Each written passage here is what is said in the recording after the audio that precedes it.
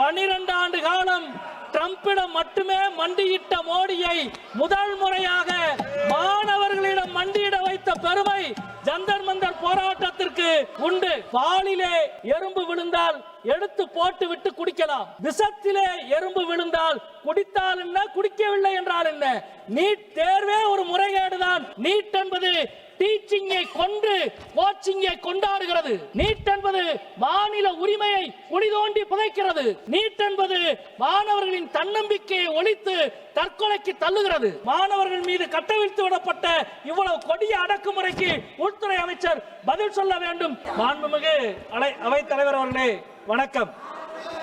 நீதிபதியினுடைய அருவருப்பான சிந்தனையும் ஆளுங்கட்சியினுடைய அராஜகமான சிந்தனையும் இணைந்து உருவாக்கிய கரப்பான் பூச்சிகள் இந்த மசோதாக்கள் முழுவதும் பறந்து கொண்டிருக்கிறார்கள்.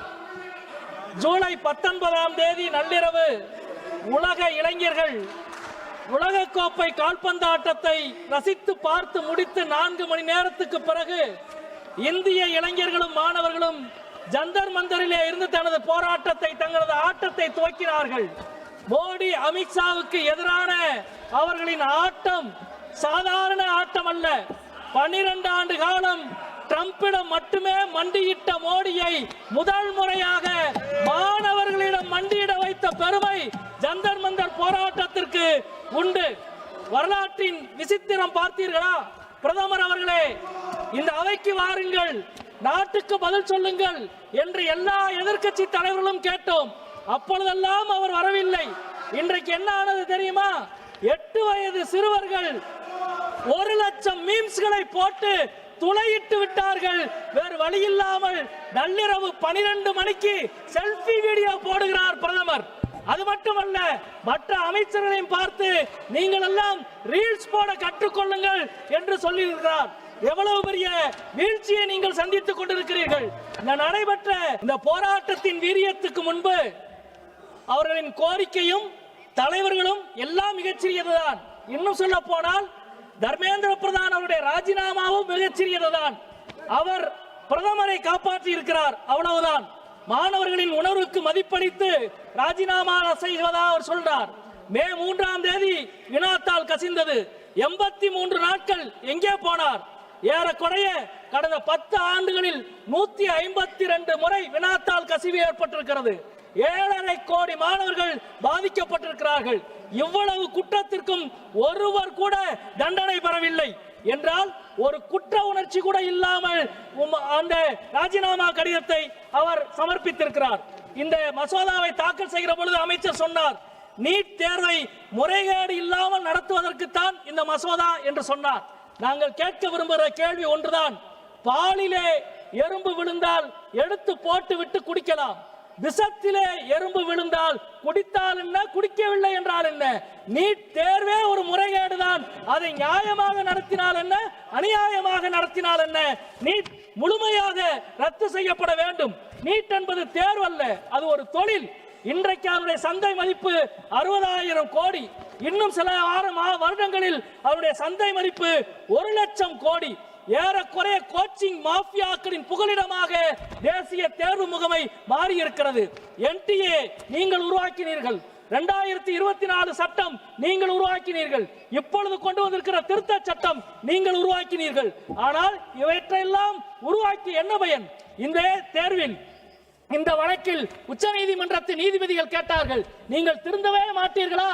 கடந்த கால தவறுகளில் இருந்து நீங்கள் பாடம் கற்றுக்கொள்ளவே மாட்டீர்களா என்று உச்சநீதிமன்றத்தின் நீதிபதிகள் கேட்ட அதே கேள்வியை உங்களிடம் நாங்கள் கேட்கிறோம். வெறும் தண்டனை காலத்தை அதிகப்படுத்தி, தண்ட தொகையை அதிகப்படுத்தி விரைவு நீதிமன்றத்தை அமைத்தால் போதுமா? இந்த பிரச்சனை முடிந்து விடுமா? 2003ஆம் ஆண்டு வாஜ்பாய் காலத்திலே வினாத்தாள் கசிவு வழக்கு இன்றைக்கு வரை நடந்து கொண்டிருக்கிறது. நாங்கள் தமிழ்நாட்டிலே இருந்து இந்த நாடாளுமன்றத்தில் கேட்கிறோம். அரியலூர் அனிதாவில் துவங்கி மதுரை ஜோதிஸ்ரீ துர்காவிலே இருந்து கோயமுத்தூர் கோபிகா வரை எண்ணற்ற மாணவர்களை பலி கொடுத்த துயரத்தின் வழியிலே இருந்து சொல்லுகின்றோம், நீட் என்பது டீச்சிங்கை கொன்று கோச்சிங்கை கொண்டாடுகிறது.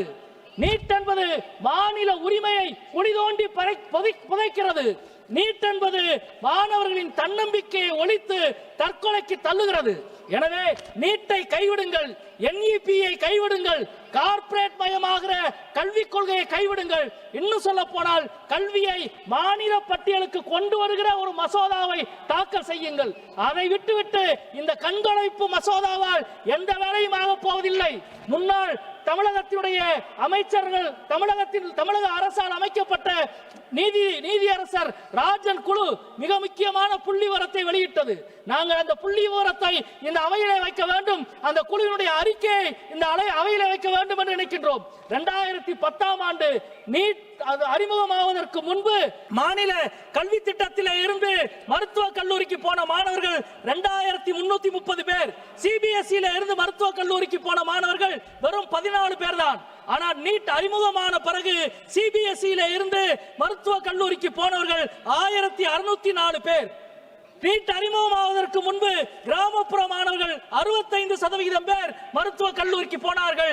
இப்பொழுது வெறும் 49% அது குறைந்திருக்கின்றது. நண்பர்களே, மிக மிக முக்கியமாக இங்கே சொல்ல வேண்டியது, இந்த போராட்டம் நுழைவுத் தேர்வு குறித்து ஒரு பெரிய கவனத்தை உருவாக்கி இருக்கிறது. அதற்கு பின்பு இருப்பது நிர்வாக பிரச்சனை அல்ல, அரசியல் கேள்வி. எனவே தான் இந்த போராட்டம் மிக முக்கியமானது.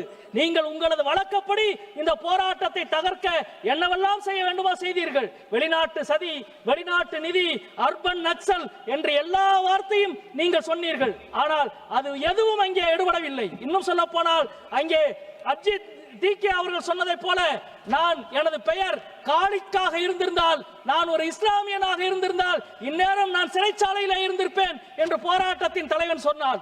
அதுதான் உண்மை.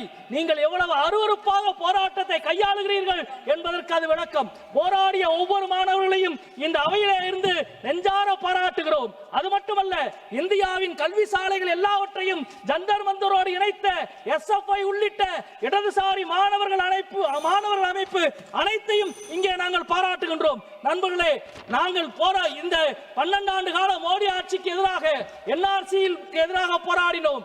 அதே போல சிஏஏக்கு எதிராக போராடினோம், எஸ்ஐஆருக்கு எதிராக போராடினோம், காஷ்மீர் உரிமை பறிப்புக்கு எதிராக போராடினோம், விவசாய உரிமை பறிப்புக்கு எதிராக போராடினோம். அந்த போராட்டம் எல்லாம் வாரக்கணக்கில், மாதக்கணக்கில், வருடக்கணக்கில் கூட நீடித்தது.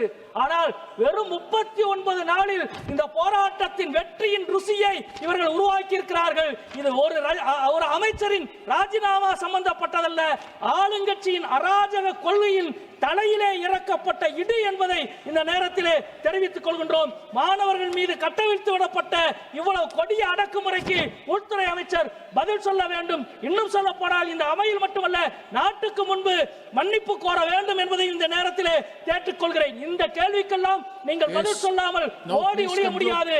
நீங்க எங்கே ஒளிந்தாலும் கடைசியில் உங்கள் வீட்டுக்குள் தான் போக முடியும்.